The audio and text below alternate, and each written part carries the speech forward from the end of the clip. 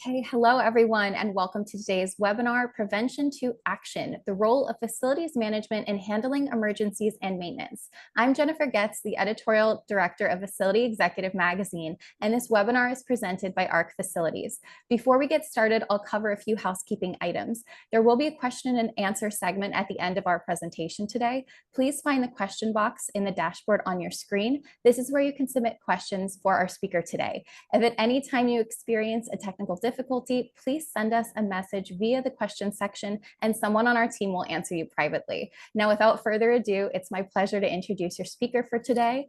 David Trask, National Director, ARC Facilities, is a keynote speaker, host of the Facility Voices podcast, author and thought leader in the facilities management industry. David focuses on helping hospitals, universities, K-12 districts, and other organizations leverage innovative technology to drive efficiency in the facilities management industry through thought leadership and advocacy. He's presented at numerous facilities, associations, and conferences, in addition to regional events. Most recently, David was selected to join the Education Program Committee for IFMA World Workplace and is also an advisor board member for Facilithon.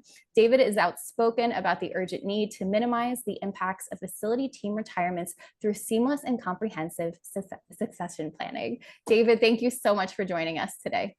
Hey, thank you, Jen, and thank you everybody for joining me today. And this will be a great session. And please ask your questions and type them into the box because we definitely want to get to all those that we can. So what we're going to cover in this session is really the roles and responsibilities driving facility resilience. It's keeping your buildings functioning properly, and then also implementing proactive maintenance strategies. What does that look like within your org? And it's a lot of self-reflection. Also, developing and executing emergency planning protocols. What do you do when something goes sideways in your buildings? Also, heightened emergency planning skills. Really planning that, really driving in training processes and things like that. But also steps to ensure facility resilience, making sure that you have move forward plans should something go sideways. So let's jump in. So what we're really going to talk about to start here is the relationship between the facilities team and also those folks on your team that are in security, those people who are in your resilience program, the people who are in your safety program. And we're all on the same page here, but they work hand in hand together, but they also do have some unique roles. And I love this quote here: as we lock the doors, they fix the doors. We're the eyes and ears for each other. It's interdependent. Those two departments or multiple departments all work hand in hand, but it's protecting the buildings and the people. And again, protecting those buildings, all of your sites, but also the stuff outside the buildings that impact the people in and outside your buildings. Collaboration between the facility and security teams and safety teams, also cross-training to enhance that readiness so your team is always ready when something does go sideways. But some of those scenarios that impact organizations are workplace violence. This is a big one today. And also active shooting incidences, natural disasters. I live in Florida. We have hurricanes. We have tropical storms across the Midwest. There are, tornadoes going on all the time. There's heat waves. There's fires going on out west right now.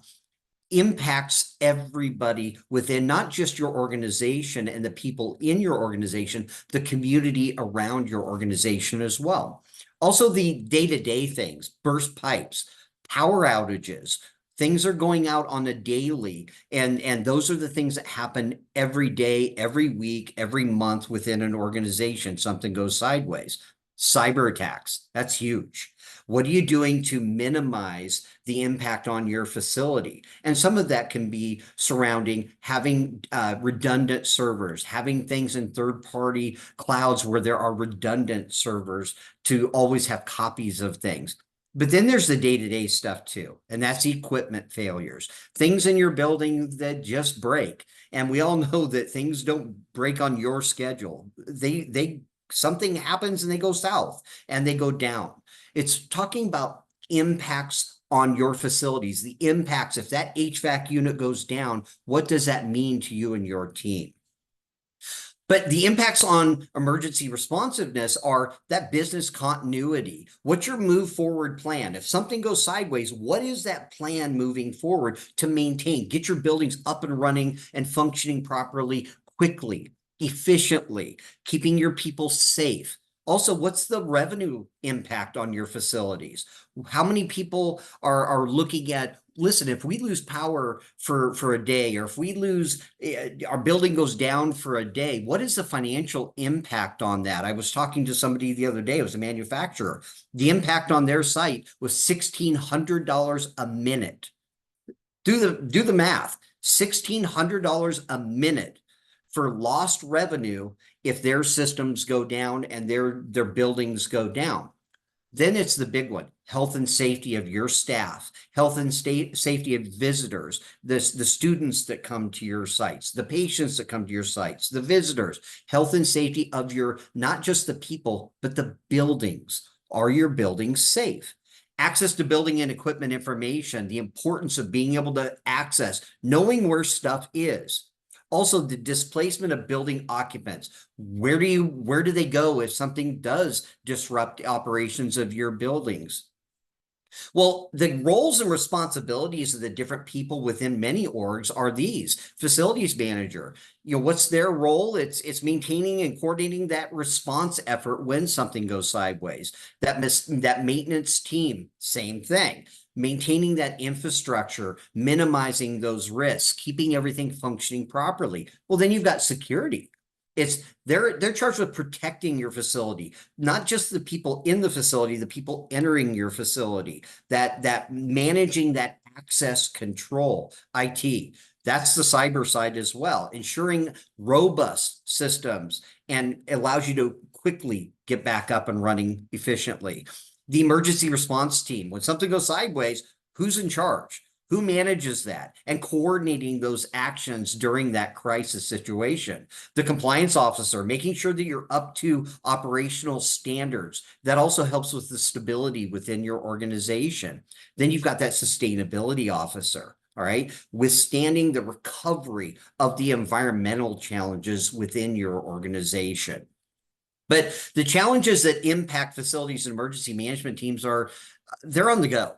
All right. And they're not stationary. They're not always sitting behind a desk. They're in the field. They're going back and forth. They're running around like crazy. We'll address that a little bit more in a few minutes, but it allows them to respond faster when they can access information to do their jobs. And they're, again, constantly on the move. But if they can't access information to do their job, then it causes those delays. And information tends to be scattered all over the place. Different departments have information in little bottleneck, little places that are hidden away that only they know where it is. Well, that doesn't help when something goes sideways or if that person's gone.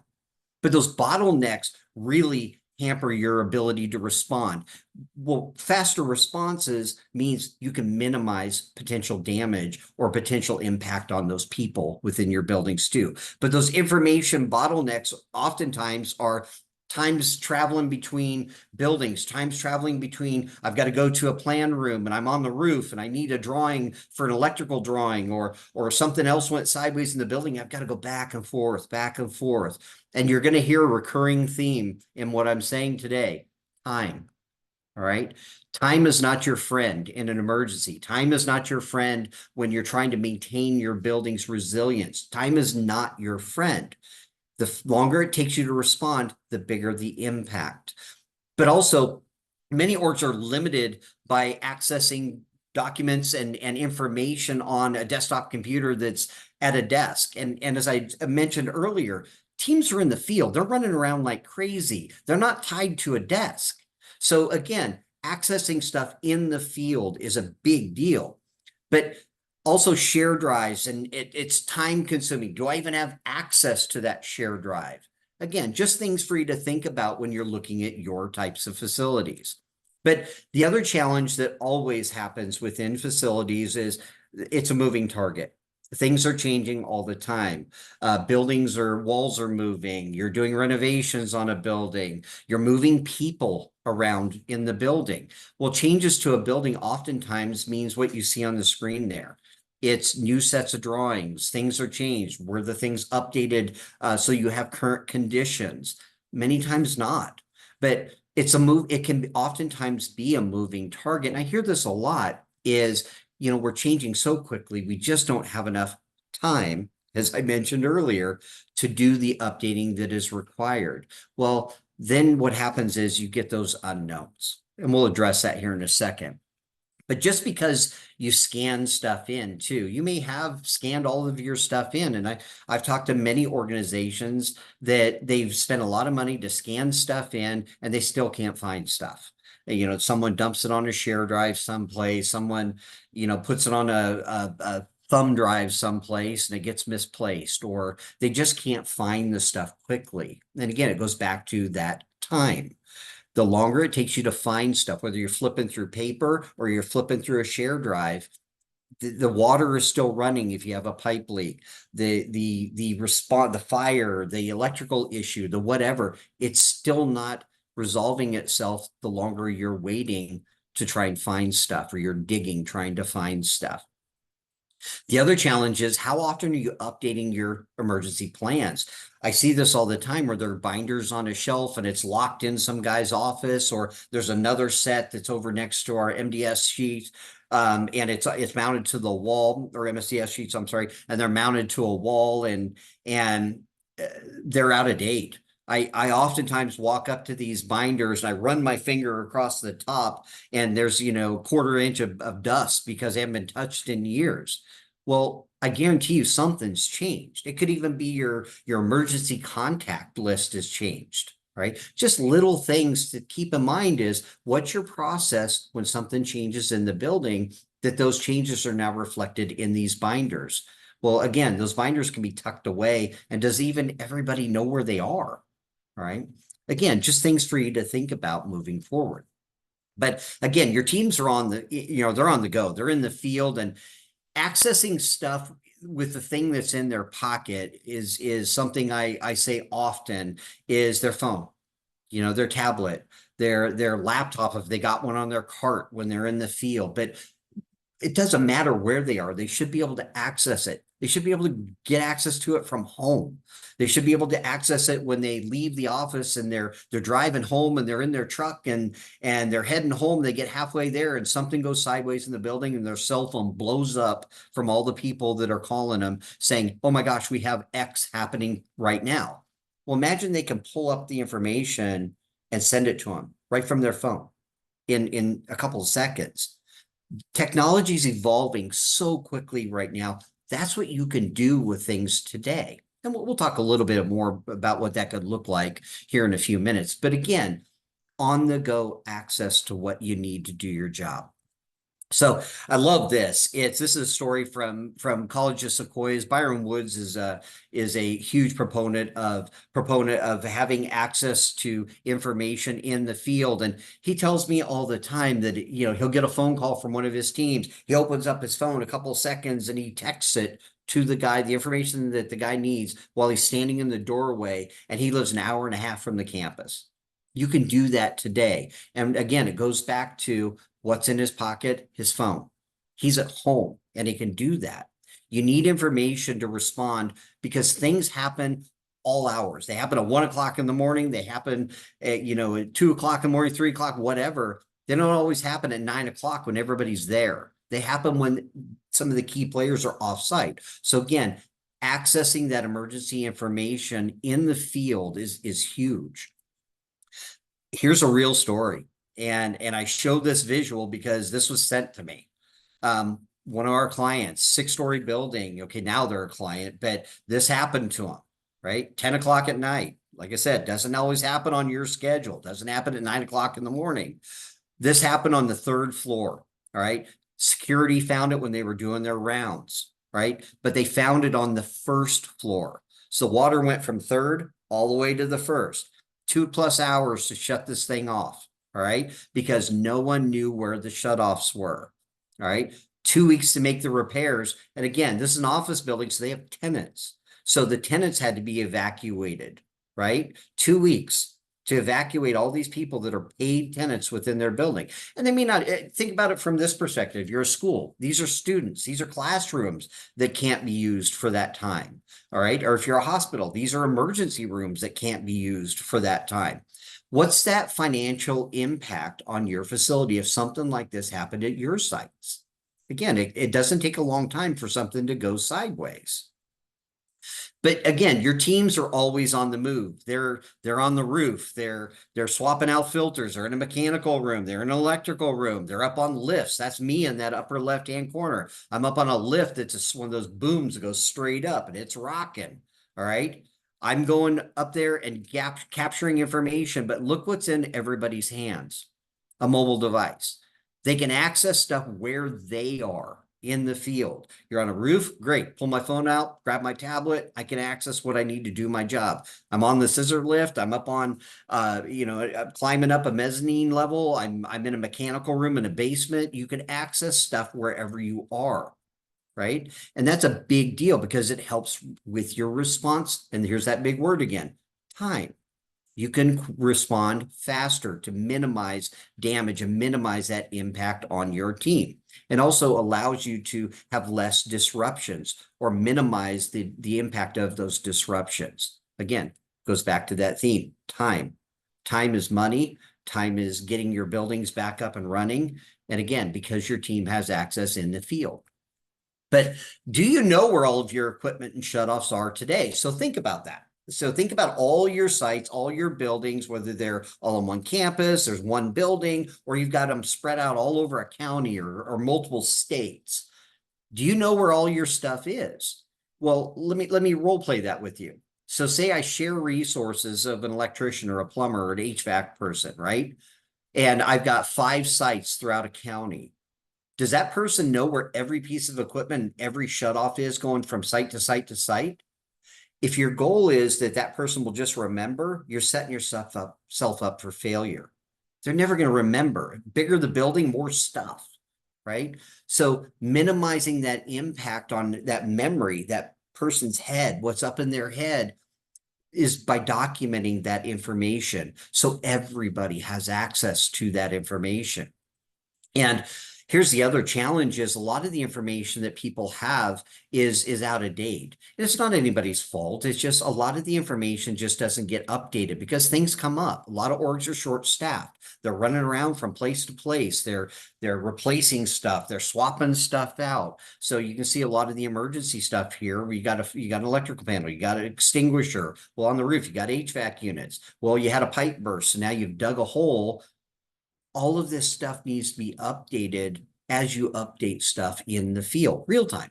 Again, by that thing that's in everybody's pocket, their phone. If they can't, take a look at that. What can we do? What are some steps we should take? And we'll talk about that here in a minute. But a lot of that information just isn't documented and everybody can't see that. And that can add up and it just keeps getting worse year over year in many cases. So if you're in an emergency, how accessible is your information and can you access it remotely? Well, this is what that can look like.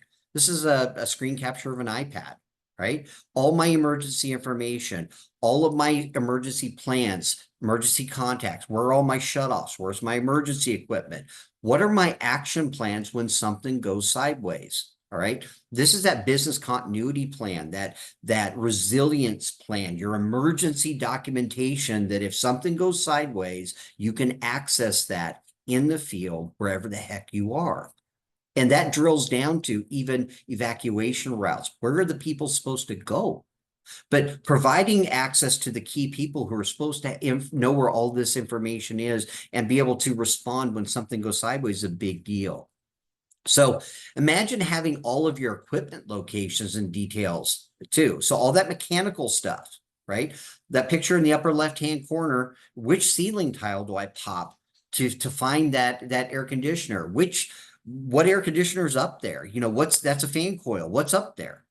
You know, I don't even know what's up there. I don't know when it was installed. I don't know when it was replaced, but being able to have it all mapped out, even photos showing what ceiling tile to pop, but then also scanning a QR code and being able to open up and see all the details about that thing, right? It's a big one. The other thing is if you don't have access to that, things can go sideways quick. All right. I always say this, water finds a way. Water finds a way inside. You may think that your building's watertight. I got news for you. It's not. Water finds a way. And it's nobody's fault. It's just things happen over time. Old roofs, our valves haven't been exercised in a long time. They're rusted, they're painted over. I've seen it all. But at the end of the day, it's about accessing information quickly. That center picture there, that's a hospital, right? That happened in 45 minutes, right? The guy who knew where that shutoff was out. Those are ORs down that hallway there. All right. Down the hallway to the right, those are ORs. That happened in 45 minutes because they couldn't find the isolation valve to shut off the water there. Well, the water went all the way down, similar to that other story where it went from an upper floor down to the first floor. This one's the same case. It went down to the basement and it got on some multi-million-dollar machines that were just installed. Right? Water finds a way. So to minimize that, you got to have access to where your shutoffs are, even the isolation valves, not just the main, where the isolation valves for zones in your building, floors on your building, and from building to building, knowing where everything is and not just relying on somebody's memory. So developing and executing an emergency planning protocol starts with risk assessments, really identifying what are those hazards, potential hazards and impacts. The plan development, define those objectives, roles, and communication. Resource allocation, what do you do? Where do you go to ensure the equipment and response teams have what they need? Training and drills, regular sessions and tests, not just tabletops, right? Live drills. How often are you doing those? Documentation. Remember, I showed you earlier, having up-to-date information that everybody who needs to have access or should have access can. Also reviewing that. I put on here regularly updating, but how often are you updating? Ask yourself that. Is it once a year, or are you the organization that has the half inch of dust or quarter inch of dust on top of those plans? It can be all over the board. And it's not pointing fingers at anybody. It's just, what's your plan? And just really adjust that as needed. But executing those strategies really starts with communication. Everybody on the same page. Everybody knows what they're supposed to do during those emergency situations. The coordination. What's your coordination with those local authorities, those first responders that roll up to your building? Also, the evaluation and assessing those post-event. So what worked, what didn't work, and then what are you doing to adjust moving forward? And again, you never know what you're going to find until it's live. And then when something happens and you identified a gap in your processes, what are you doing to fix that and plug that hole?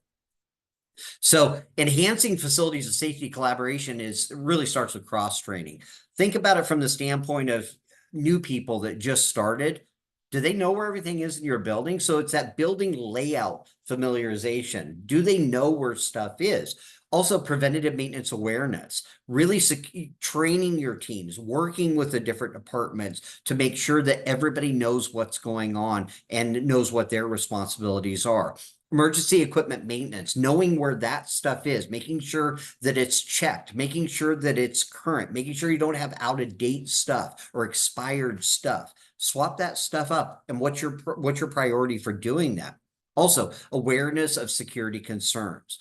This is people in and out of your building. This is the people from cyber attacks. This is workplace violence.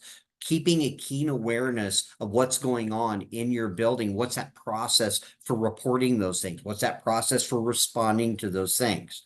But also collaborative meetings, getting people in the same room on a regular basis, on a schedule basis, where everybody is in the room and everybody's sharing those insights. I was actually on a conversation earlier today, and I thought it was fantastic what she said. She said we had to establish real benchmark timeframes on when we're going to achieve certain things, or we just wouldn't do it. But that involved them scheduling regular meetings. And what was awesome is they're pulling in other people, other departments that you wouldn't even think of. They were pulling in HR into safety. They were pulling in other departments, even some instructors into those meetings because it's fresh eyes. They may not know everything about all of these different things that we've covered so far, but they're going to see something that may jump out to them that you may not have thought about, right? Or it may have got glossed over because, I've read this thing so many times, I'm not seeing it from fresh eyes. That's a great thing when they can help you uncover some of those potential gaps. Mobile access, again, game changer. It allows you instant access wherever the heck you are. It also keeps everything in one spot. You don't have 15 different silos of different things all over the place, but it also allows you to do real-time updates. You update it once and it automatically pushes it out to everybody who should see that change that happened. And again, it's a big deal. Mobile is that game changer. Right. So now let's think about it from this perspective. Think about your sites. And I challenge you to think like this. Think about incidences that have happened on your sites. I don't know what they are. They might have been a cyber attack. They might have been mechanical equipment going down. You had a big water leak a year ago. Whatever the case may be. Think about those things and what were those gaps that you uncovered. But more importantly, I challenge you to think like this, right? Could it have been minimized, or how much less impact on your facilities would there have been if your team could have responded faster? Remember that whole thing, time. If your team could have responded faster, what would the impact be on minimizing that damage or minimizing that impact on the people within your building? Think about that and write it down. Write it down and share that with me. I'd love to hear that story. But at the end of the day, really think about those incidences. They may not be big, they may be little, but I've heard everything from, a sprinkler head popped and it costs $1,000 to, oh my gosh, a sprinkler head popped and it was spring break and it ran for a half a day. All right. It doesn't take long for something to go sideways, but think about that. And then what are those trigger mechanisms that you have in place? But more importantly, what would that impact have been if you could have minimized that turnaround time, minimized your response time? I question that. I wonder how that is for your organization. Please share those stories with me afterwards. So imagine quickly accessing shutoffs. So you go to a site, right? You pick your building. You pick shutoffs, a button that says shutoffs. You pick the floor, the things going on, right? And here's all your shutoffs: gas, water, power, med gas for your healthcare, but all organized by type. You can see the things that are going in the building, things going out of the building. You can see all the stuff associated with this floor and this floor only. And then drill down. You can have photos of the actual thing, even your shutoff sequences, even details about, hey, this shuts off rooms 1 through 40, or maybe it shuts off this whole building. I don't know. Or maybe this shuts off first floor, second floor, and third floor. This is main, right? Having those details will allow your team to, again, respond faster and speed up your response time, right? Also, accessing that emergency information, again, by building, by floor, having access to the specific stuff for that particular building, all the emergency stuff. Where are my fire panels? Where are all my fire extinguishers? Where are the exit signs, the emergency lights, strobes, EpiPens, all the details about all of your first aid kits, all the stuff that's emergency equipment related, having access to that by type. And then where is it? And drilling down by the specific type. I want to see just the fire extinguishers. There they are. And you can tap on those. And here's the actual extinguisher. All the details. But also think about all the stuff in between the buildings too. All the stuff between the walls. Now, I'm not talking about just mechanical equipment, all the other stuff. So think about what fixtures are in that room. What kind of faucet is it? Is there an under the counter, one of the Insta heaters for the water? Is there any other details associated with that space in between the walls? But then all the stuff outside the walls too, outside the building, sewer cleanouts, all your other stuff, your fire fire hydrants, all of your mains that are outside, all the gas meters, all of that stuff outside the building, all documented, all coded so everybody can see it. Even your electrical pull boxes, all the stuff outside the buildings and in between the buildings, because not everything happens in between the walls. Things happen outside as well. But having all of that documented, but also getting it out of those handful of people's heads on your team that know where that stuff is. That's a big deal. Oftentimes I hear this, Carl, Bob, think about the oldest person on your team who's been there the longest on your entire team. Call him Carl. He may be Bob, he may be Betty. I don't know the person's name. That's the go-to. Typically what I often see is there's one or two people on a team that everybody goes to because they've been there forever. They remember where things were. They remember what changed on the building, and that's the person. Well, the challenge is they're not going to be there forever. Maybe they're only there for another 6 months. What is your plan to get that information out of that person's head so that everybody knows where all that information is and knows where that stuff is? Well, also there's the collaboration with first responders. My dad's a retired first responder, 50 years as a firefighter, okay? And he used to tell me this all the time. He said, when we go into a building, we are blind, all right? Let me repeat that. When a first responder rolls into your building, they don't know what's on the other side of that door.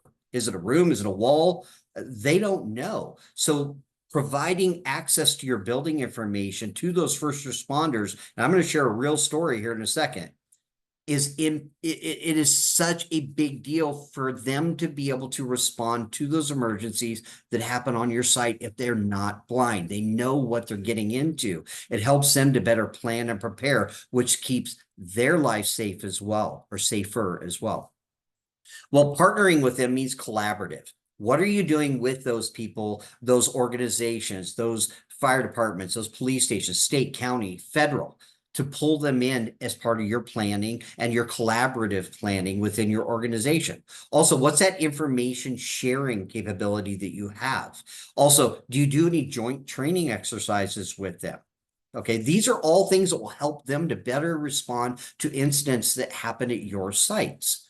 Well, it empowers the first responders, sharing that building information, sharing those floor plans of your site, sharing that emergency, where are all the fire extinguishers, where are the water mains, where's the gas mains, where's all that stuff. Sharing that information empowers the first responders so that they can better respond to your instances that happen at your site.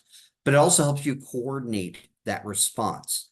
Helps you work with them when something's going sideways to better educate them, to better help them, to help with your building and make sure to minimize that impact on your resilience of your building and maintaining that continuity.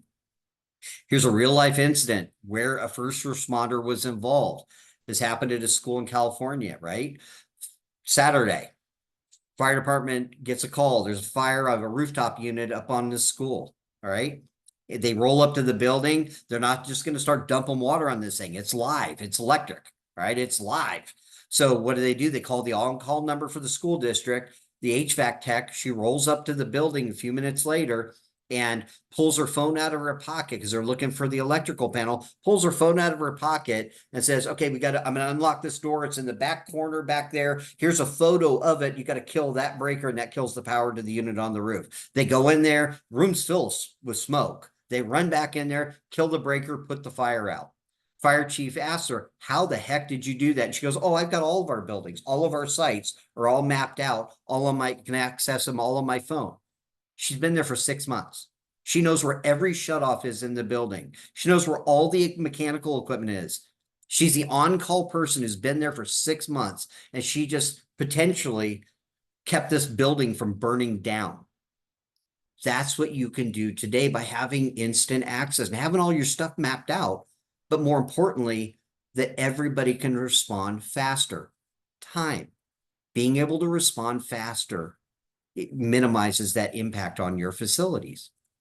So fostering a culture of safety is a big one for me. I'm a firm believer that facilities managers and other teams should be training together, working together to develop those safety protocols, but also tweak them as needed. Working on those evacuation procedures as those changes to your building happen, and also providing those mobile tools so that the team can respond faster.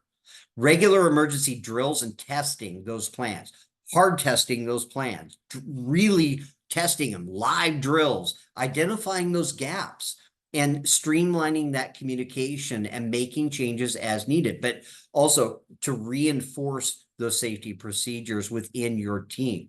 Facilities managers should continuously improve safety by updating their plans, sharing the new changes to your building out with those other groups within your organization, and incorporating feedback from them, and also staying updated with industry best practices and new things that come up, new technologies that change. So what if you could do something like this? This is what that can look like for your org. So think about all your drawings for your building. Being able to tap an app on my phone or on my tablet and being able to see all the drawings for my building, being able to see all the information for my building, but seeing all the historical changes. This is all the historical changes for this part of the building. I can see here's one from 2000 and I tap on it. Here's the complete drawing set. Full mechanical, electrical, plumbing, all of the information for that particular part of the building. But then there's also, think about it from mechanical equipment, all of that stuff. And this could be emergency equipment like a fire extinguisher or anything, but being able to walk up to that device, scan a QR code, here's all the stuff for that piece of machinery. Here's all the stuff for this particular generator, including the manual, including the startup, the shutdown procedures, checklists. How often do you go and inspect this thing? You can have all that stuff by walking up to it and scanning a QR code. And there it is. Everybody has access, which again, saves time, not going back and forth trying to find all this stuff. And also, the new person on your team has the same access as the person who's been there for 30 years. Everybody's on the same page. It's a collaborative effort to maintain your buildings and maintain that continuity within your buildings. But also shutoffs. You know, I always say gas and water and everything, it's all over the place, but water finds a way. Being able to identify where shutoffs are by tapping a button that says shutoffs. Not rocket science. Again, it's easy. Everybody being able to access it from their phone in the field, at home, I'm on a roof, wherever the heck you are. You're in your truck, you can access shutoffs, you can access backflows, you can access electrical panels, all the stuff that we've been talking about, being able to do all of that from your phone. That's what you can do today. So it starts with, you know, ditching the old way. I hear this all the time where I kind of walk into a facilities team and I kind of look around the room and I see who's got the little notebook, the little spiral notebook in his shirt pocket. And I ask him what's written on that. Well, you know, I swapped out this unit, or, you know, I've got to do maintenance on this thing. And then I ask him, well, I asked the person who's sitting right next to him, do you know that needs to happen? And he was like, no, you know, and they laughed to each other. But that's the point. If it's written on a piece of paper, that means that one person knows about it. That one person is the one that is controlling if that thing's going to succeed or fail. All right. Because what if he loses that notebook, or he forgets about it, or he can't get at it for another week? Again, one person, single points of failure. So the old way is, again, going back to a desktop computer, and I'm doing the hunt and peck, and I forgot my password, and I'm trying to remember what it was. And there's the new way. The modern way is, I'm in the field, I'm in a room, I look up at a ceiling tile, or I'm up on a ladder and I pop a ceiling tile because I'm looking at a smoke detector. I turn my head around and there's a unit behind me, or there's a shutoff behind me, whatever it is.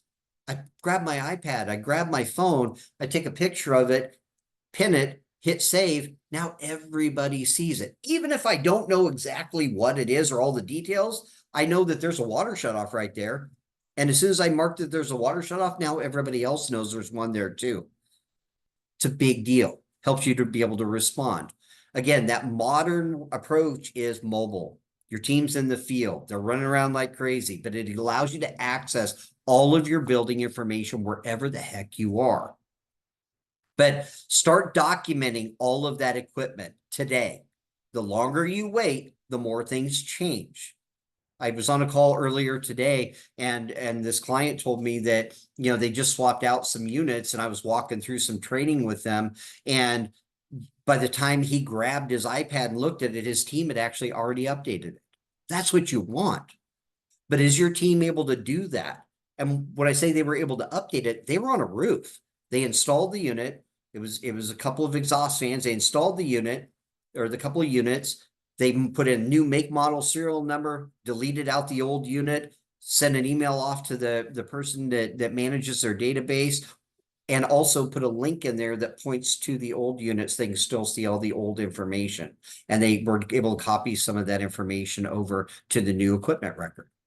You can do that today. But if you heard what I said, they were on a roof and did it before their boss, who was going to update this stuff, even knew it happened. Just like that. Done. So enhancing business continuity, it reduced downtime. It immediately impacts that. Okay. It makes you to be able to efficiently respond and prepare for those potential emergencies that are going to happen within your org. It also minimizes that potential revenue loss within your organization. And think about it from this perspective, reputation. All right. Doesn't take long for things to spread with social media or news where something goes sideways on your site. So again, that reputation of you want that to be a positive news report. They had a fire and they were able to put it out quickly because everybody knew where stuff was, or they had a water incident. Everything was down. They minimized that risk. They minimize that impact on students. Those are positive things that you want to come out, not the sideways where, oh, now we got to close the school because we couldn't find the shutoffs, and now we're down for 6 months, or down for 3 months, or whatever. Again, reputation is a big deal too. But steps to ensure that resilience is, you got to conduct those risk assessments. Look yourself in the mirror, look your organization in the mirror, and identify those particular things. Develop emergency plans, but that should be a fluid plan. Create those plans and conduct those drills. Strengthen your infrastructure. Invest in those reinforcements in those backup systems. Redundancy. One system goes down, have that redundancy. Implement cybersecurity measures, protect that data, have that redundancy, make sure that it's not always single points of failure, and also do those security audits. Establish crisis management teams. All right, not just one. You're going to have a team of people that work with other departments to work together and define those roles and develop that plan.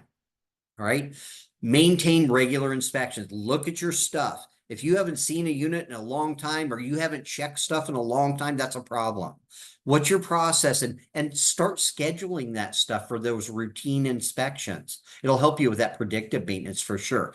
Foster a resilient culture. Engage your staff, engage your team.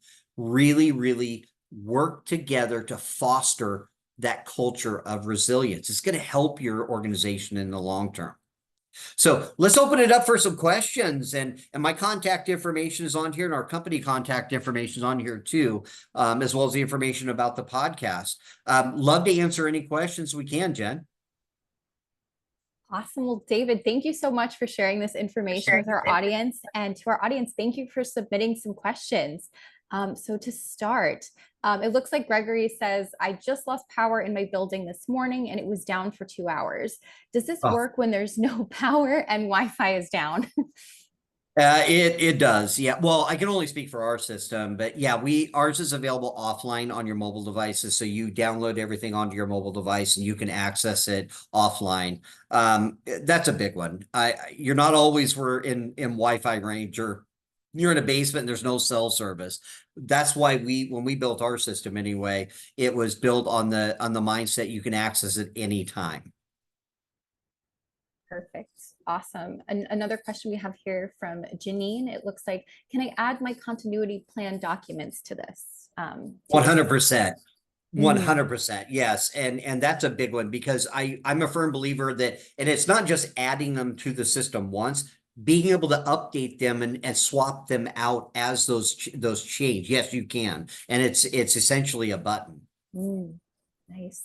It looks like George is now asking, we use a third-party vendor to do our fire extinguisher inspections. Can we give them access as well? Yeah, you could actually set up separate user groups for individual departments. They can even have access to, or third-party vendors, I'm sorry, and they can even have access to specific buildings or sites as well, Mm, site specific, or they can be all the buildings, whatever makes sense for you. Yeah.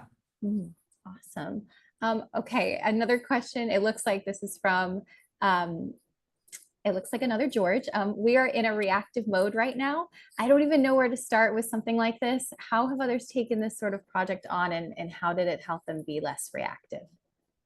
Yeah, I think it has to come from a consultative approach. Give me a call. Happy to see what you're doing.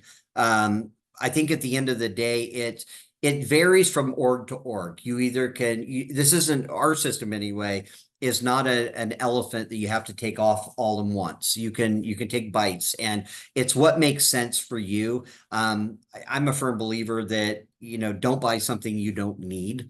But at the end of the day, too, I'm also about plugging holes. Figure out what we can do to help and identify those issues and make sure that it's really going to help you.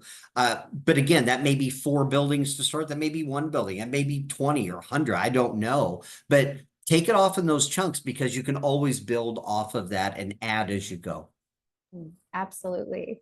Now it looks like we have a question here from Jen. Can generators also be mapped and included and include my inspection slash test checklist forms? Oh yeah, yeah. What's great is, imagine you walk up to a unit, you scan a QR code, and your form's already in there. So say you do a monthly or a annual, whatever the piece of equipment is, doesn't matter. You can have a form attached to that equipment record. So you pop it open, you open it up, and this is what's awesome. It's an Mm. editable PDF. So they can just check boxes. They can even voice in additional stuff instead of having to type it in. They're on a roof and they say, hey, I got to replace the filter, I got to replace the belt, and the belt is X, model number XYZ, and you can put that all into the details live while you're doing it by scanning that in, but filling that checklist out, and then you can submit that. Okay, so Mm. it'll save it to the piece of equipment, but also can email that out to whoever needs to see that for either an approval, or maybe it's just they just need a copy of it to enter it in someplace else. But they would have that all in the field and not have to carry that clipboard around anymore. I'm an advocate for getting rid of the clipboard. Get rid of the clipboards. All right. If your team's walking around in paper and they're documenting stuff on paper, paper has to be put someplace. Paper gets lost. Paper has to be entered into another database, and somebody's got to try to read your handwriting. And at the end of the day, if you do it in the field and it's all electronic and the guys and gals on your team can enter it and it's just easy, they're going to do it. They hit submit and they're done. They go on to the next thing. Awesome. Yeah, no, that's so convenient. I imagine they're just walking around and don't have to put Oh, anything down, don't have to focus oh my on goodness. world All of the time. difference. All the time. Yep. So I have a question here from Dana. Is your system able to be integrated with an existing work order platform? Yeah. Our system is open, so we actually create dynamic URL links that can go and point to the other system. We also do support single sign-on too. So if your IT department has single sign-on, you can log into both, and it can point back and forth. It can also even have a unique identifier as far as the asset ID number, so they all match up too. But yes, it can absolutely create dynamic links that you can embed into the individual equipment for sure. Perfect. We have a question here from Kelsey. So we have a large campus and many of our shutoffs are outside. So how do you recommend we would map these out? Yeah, start at a campus map level. Many organizations, they'll have individual floor plans, obviously, for their buildings, but they'll map them out on a floor plan. Okay, Mhm. well, maybe this shut off shuts off this building and the building right next door or parts of another building, and that's the main outside. I recommend putting them on a site plan that shows all the buildings and then put where they are. And then you can also put those details in there. Even imagine you've got a hole dug and you find a main or you find an isolation valve or something like that that's in ground. Before you bury it, pin the location on a site plan, take photos of it while it's not buried, and then take photos of it when it's buried, so you can get some navigation of, it looks like it's about 5 feet off this building on the southeast corner. But Mhm. have that stuff outside the buildings and between the buildings all in a site plan, because everything doesn't, not everything happens inside the building. Mhm. Nice, nice. So, okay, another question from Rachel. You showed iPads and iPhones. But does this work on an Android? This Oh solution. yeah, yeah. You can absolutely access it from anywhere. You can access it from an Android, you can access it from an iPhone, you can access it from an Android tablet as well. But you can also access it from any browser as well. So if Mhm. you're on a laptop or something and it's in your car, you can access it from there as well, or at your desk, wherever you are. Mhm. You Perfect. heard what I Well, said there, wherever you are. Wherever you are. well, David, thank you so much for taking some time to answer these questions. I think we are Pleasure. just about at the end of our webinar here, but I did just want to read off one comment we got from Richard, who said that, by the way, I'm that guy with everything in my head and the only one who responds to emergencies. I love you, Richard. Richard's the guy he's going to change his phone number when he leaves. Well, thank you again. It looks like we are out of time. David, thank you for sharing your wisdom with us, and to ARC Facilities Pleasure. for sponsoring this My pleasure. webinar. And of course, thank you to our audience for attending today. A recording from today's session will be made available on our magazine's website, facilityexecutive.com, and ARC Facilities will be sending a follow-up email with this recording. So thank you, everyone, and have a great afternoon.